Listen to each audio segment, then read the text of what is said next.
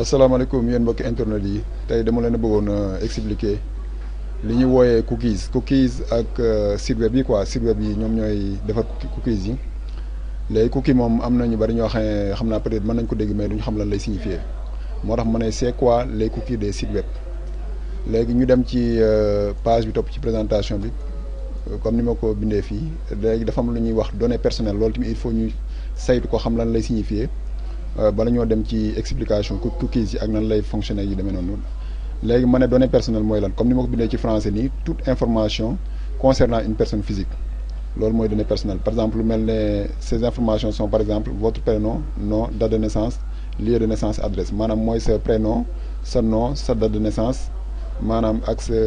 lieu de naissance adresse wala lépp loo xam ne daal lu aju ci yow la di information ci sa jëmm loolu la ñuy wax données personnelles. léegi ñu ñëw ci page bi topp ci présentation bi li ñuy woowee données de navigation lan mooy données de navigation loolu tamit comme ni ma ko bindee fii ci français ce sont les informations concernant votre activité sur internet. voilà mooy activité bi ngay def ci internet par exemple boo demee di visiter site web yu demee noonu activité yooyu ngay def noonu ci internet bi loolu la ñuy wax données de navigation. léegi données de navigation yi am na ci exemple par comme ni ma ko bindee fii historique des sites de web visités maanaam c'est historique par exemple sites yi nga xam ne visité nga ci sa ordinateur. ak lu mel ne historique de téléchargement mooy par exemple téléchargement yi nga xam ne def nga ko ak lu mel ne li ñuy wax cookies danaa ci ñëw pour expliquer leen parce que loolu moo waral vidéo bi en même temps am na lu ñuy wax paramètres de connexion yooyu mooy par exemple mot de passe ak identifiant yi nga utiliser pour connecter wu ci yenn site web yi loolu en résumé daal mooy données de navigation yi comme ni nga gisee fii nii. léegi ñu dem ci page bi nga xam ne moo topp ci présentation bi.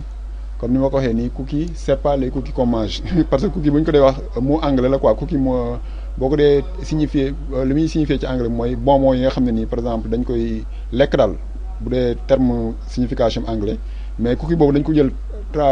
nag ci yóbbu ko ci ci par exemple boo dee dem ci internet bi ci site web yooyu foofu dama cookie day amal beneen sens. loolu moo tax ma ne cookie mooy benn genre fichier la comme ni ma ko bindee nii en français un petit fichier créé par les sites web pour enregistrer vos données personnelles et de navigation maanaam c'est un petit fichier créé par les sites web pour enregistrer maanaam dafa nekk benn fichier bu ndaw boo xam ne site web yi ngay visiter ñoom ñooy créer fichier boobu noonu di ci enregistrer say données personnelles yow ak données de navigation def ko fichier boobu nag dañ ko garder yow ci sa ordinateur nekkul fichier boo xam ne ñoom ñoo koy yor mais ñoom ñoo koy enregistrer ci sa ordinateur léegi après nag bu demee ci détails techniques yi danaa leen expliquer carrément fichier boobu noonu nan ngeen fexe ba mën ko gis yu demee noonu bu ngeen di visiter yenn site web yi. léegi ñu dem ci page bi nga xam ne moo topp ci présentation bi comme ni ma ko expliqué ni ma ko bindee fii ci français lorsque vous visitez un site web pour la première fois ce site web enregistre vos données personnelles et données de navigation sur un fichier appelé cookie maanaam loolu su ma ko dee tekk ci wolof mooy saa yoo demee rek pour visiter benn site web léegi site web boobu noonu su nekkee ne première fois yaa ngi koy soog a visiter maanaam sa njëlbeen bu njëkk yaa ngi koy soog a visiter dafay enregistrer sa données personnelles après enregistrer sa données de navigation léegi nag garder ko ci benn fichier boo xam ne moom lay wax cookie loolu moo indi cookie te nag kon cookie dafa nekk kon boo ko dee xool fii dafa nekk loo xam ne lu am solo la mais il faut ngeen comprendre nan la bindoo pour ngeen bañ a parce que am na ñoo xam ne dañoo yaakaar ne fi cookie dafa nekk loo xam ne nii lu dangereux la mais dangereux quoi léegi ma daal di bind ci léegi fii ma bind ne ce fichier cookie est sur le disque dur de votre navigateur. voilà léegi ma bind ne ce fichier cookie est sur le disque dur de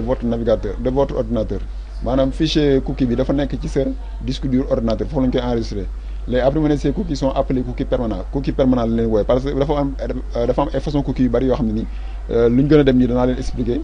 cookie bu nekk ak nan ko tuddee par exemple après ma ne cependant il existe des cookies qui sont effacés une fois que vous quittez le site web ces cookies sont appelés cookies de session maanaam cookie de session moom cookie la boo xam ne kenn du ko garder ci sa disque ci sa ordinateur mais cookie la boo xam ne site web bi da ko utiliser rek le temps ngay consulter site bi moom moo di ko garder en mémoire di ko garder ba nga xam ne boo saa yu génnee ci site bi rek saa yu paree ci site bi rek si cookie yooyu dañ koy éliminer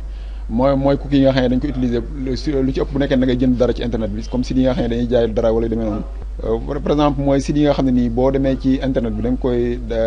di jënd ci yenn site yi nga xam ne site e-commerce yi la ñooñu en général dañuy utiliser loolu ñu ne cookie de session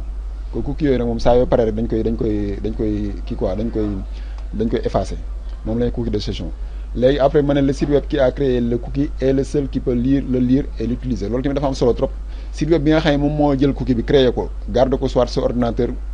su cookie boobu noonu nekkul loo xam ne nii beneen site web mën na ko utiliser site web bi ko créé rek moom moo ko mën a utiliser kon mu nekk lu am solo loo xam ne nii dafay garantir sa sécurité daal nga xam ne maanaam cookie bi maanaam fichier cookie bi site web bi ko créé rek moom moo ko mën a jëfandikoo moom moo ko mën a lire tamit en même temps moo ko mën a saytu daal léegi après ma ñëw fii ne donc le cookie ne présente pas de danger pour la sécurité de votre ordinateur donc le cookie ne présente pas de danger pour la sécurité de votre ordinateur loolu tamit li muy signifier mooy cookie bi amul benn danger comme ni ma ko waxee woon rek amul benn danger parce que site web bi créé cookie bi rek moom moo mën a jël fichier cookie boobu noonu utiliser ko ci anam bi nga xam ne moom moo tax mu créé ko comme ni ma ko bindee fii il existe des cookies qui ne sont pas déposés par le site web que vous avez visité mais par un partenaire par un site web partenaire loolu li muy signifié mooy am na cookie yoo xam ne nii nekkul ne site web bi nga dem moom moo koy créé mais beneen site web boo xam ne site web partenaire am la moo koy créé loolu la ñuy wax cookie tiers quoi boo ngeen gisee cookie tiers moom laa bind fii nii moom mooy genre cookie yooyu quoi léegi nag loolu lépp pour ngeen mën koo xam nii bu ngeen demee ci seen navigateur bi léegi dañuy dem ci mel ne Google Chrome léegi par exemple boo gën a xam par exemple comme site bi ci laa nekk site Outlook mooy bi nga site Hotmail lañ koy wax bu Microsoft soo bëggoon a xam cookie yi nga xam ne moom la site web bi utilisé da ngay kii fii ñu bind fii nekk ci kànnaar bi foofu ngay cliquer boo cliquer ci kànnaar bi gis nga ni mu bindal mu fii cookie 12 en cours d'utilisation maanaam actuellement site bi mi ngi utiliser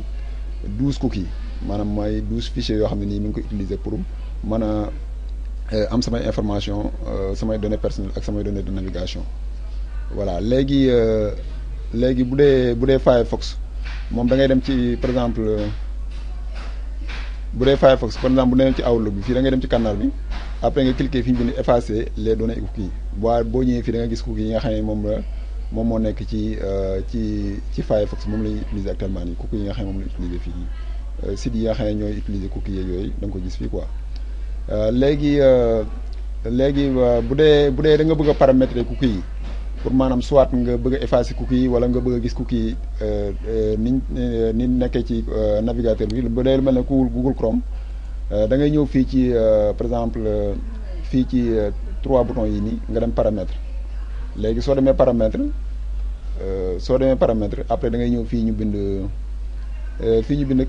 confidentialité ak sécurité foofu ngay dem après nga dem fii ñu bind paramètre des sites boo fa demee léegi après nga ñëw fii ñu bind afficher kii non damaa jum après nga ñëw fii ñu bind cookie boo wàccee suuf fi ñu bind cookie et données des sites après nga cliquer foofu léegi boo fa cliquer boo wàccee nii nga bind fi ñu bind afficher l'ensemble des cookies et données du site voilà fii boo fa cliquer données cookies yi nga xam ne moo ñoo nekk ci navigateur bi yëpp ba ma dalay commencer visiter sites yi mooy site web yi ma ciy visiter yëpp cookies yi yéen garder ci navigateur bi moom fii lay nekk nga xam ne cookie boo ci xool neexu la mën nga ko supprimer boo cliquer supprimer fii rek cookie boobu mën nga ko supprimer voilà noonu ngeen di gisee cookie bu dee Google Chrome bu dee Firefox tamit daanaka sorewul da ngay ñëw fii ci 3 barres yi nga dem ci option boo demee ci option nga dem ci vie privée wala nga dem gérer les cookies et données et sites voilà boo xoolee cookies yi nga xam ne moom la visité yëpp moo nekk nii comme ni ngeen ko gisee nii foofu moom da ngay dem comme ni ma ko bindee Firefox da ngay dem ci cookies données et données des sites nga dem ci gérer nga gis nga ni boo demee foofu rek après dina la afficher cookies yi nga xam ne nii moo nekk ci kii bi mais cookie daal dafa nekk loo xam ne nii jërul ragal daal nekkul loo xam ne danger la te dafa nekk loo xam ne tamit dafay permettre sa navigateur mën a gaaw parce que information yooyu nga xam ne nii site web bi da koy enregistrer ci sa ordinateur dafay waral site web boobu noonu boo ci ñëwaatee di fa demaat pour visiter day gën a gaaw parce que moom am na information yoo xam ne garde na ko sa ordinateur bi pare nga xam ne bu ñëwee moom lay utiliser waat pour mën a kii mais am na ci nag yenn cookies yoo xam ne comme ni ma ko waxee cookies tiers yi yooyu li problème mooy boo xoolee yenn publicité yi nga xam ne mooy génn léeg-léeg boo demee ci benn site web cookies tiers yooyu ñoo koy waral parce que cookies yooyu moom la site web bi di utiliser pour mën laa pister maanaam pister li muy signifié ci moo ko di teg ci wolof mooy mën a xam yow exactement yow sa comportement ci internet bi nan la demee bu ko defee ñu lay mën a envoyer bu nekkee da ngaa nekk koo xam ne da ngaa bëgg ay dàll wala da ngaa bëgg benn télévision boo doon wër ci internet bi yooyu ñu mën la envoyer genre publicité yi mel noonu pour mën laa wax ne la soo bëggee benn télévision bi jaay am na benn site bu koy jaay wala demee noonu affaire demee noonu quoi loolu mooy cookies yi tamit ñooy waral ñoom ñu lay mën a xam exactement sa activité nan la demee ci internet bi pour mën laa di la defal ay publicité yoo xam ne peut-être dana la amal njariñ wala da nga ko soxla yooyu yëpp dama ko bëggoon expliquer pour ngeen comprendre ko waaw di wax ne daal cookie noonu la te en général am na site web yoo xam ne boo ci demee lii exemple yi ma ay capture yu ma def la lii surtout RFI.fr la bi ma fa demee boo fa demee dafa avant muy site bi di affiché wu daf lay wan ne la am na ay cookies yoo xam ne da nga ko war a accepté wala soo ko accepté wul doo mën a utiliser site web bi am na site web yoo xam ne noonu ñoom seen noonu lay affiché la kii gis nga ni vos données personnelles et vos choix notre responsabilité léegi fii soo cliqué ci refuser bu waa site bi day fermé wu du la mën a autoriser pour nga utiliser ko mais il faut nga cliquer ci accepter su la neexee mën nga cliquer ci paramétrer pour xool yan cookie nga bëgg ñu installé ko moom laa defaat fii boo demee ci capture bi nii da nga gis boo cliquer ci paramétrer dana ñëw fii indi la ay cookies yoo xam ne nii fii gën na koo détaillé sax mais ay cookies am na lii ay cookies technique la koy wooye yeneen yi cookies de mesure d'audience yeneen yi cookies de personnalisation de contenu fii mu bind les cookies de diffusion de publicité mooy yi mën wax ne publicité la pour man di la wan ay contenu yoo xam ne peut-être da nga ko mën a soxla boo bëggee jënd dara wala demee noonu quoi loolu daal moom ci gàttal moom laa ne woon naa ko expliquer pour affaire cookies yi nga xam ne su ngeen déggee cookie rek di ngeen xam ne cookie tur wi rëy na mais benn genre fichier la rek boo xam ne nii site web bi dañ ko utiliser pour mën ko enregistrer ci ordinateur nga xam ne dana leen amal njariñ bu ëllëgee boo ñëwaatee di visiter waat site web boobu noonu day waral affaire bi gën a gaaw en même temps ñoom te ñoo mën a ci basé wu ci fichier boobu noonu pour mën a xam yow sa bëgg-bëgg ci internet lan lay war yu demee noonu di la mën a envoyer ay publicité yu demee noonu daal loolu daal ci gàttal laa ne woon naa ko indi ci vidéo bi nii di leen wax ne loolu laa ne woon naa ko expliquer pour ngeen xam lan muy cookies fichier cookie di leen jaajëfal yéen ñëpp baax na wa salaam